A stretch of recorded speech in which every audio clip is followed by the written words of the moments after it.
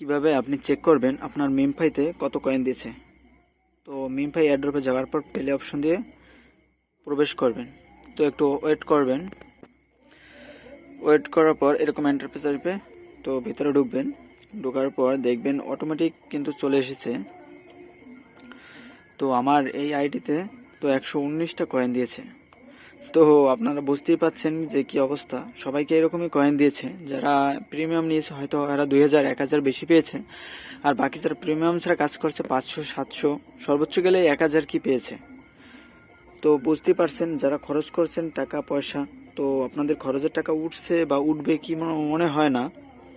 তো এয়ারড্রপ হচ্ছে এরকমই অনিশ্চিত, যেটা পেমেন্ট দেবে সেটাই আপনি বড়লোক, পেমেন্ট না দিলে ফকির।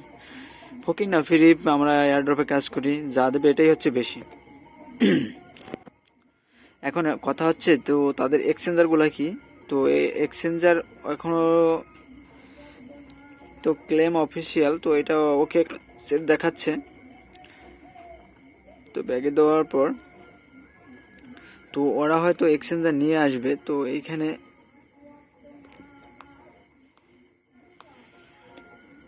দেখুন মিমফাই লিস্টিং, তো লিস্টিং এর পর ওকে এক্স, বাইবিট, বিটগেট, তো আরও অনেকেই আছে আমাদের দেশে যেগুলো সাপোর্ট করে সেগুলো একটা কানেক্ট করে নিতে হবে।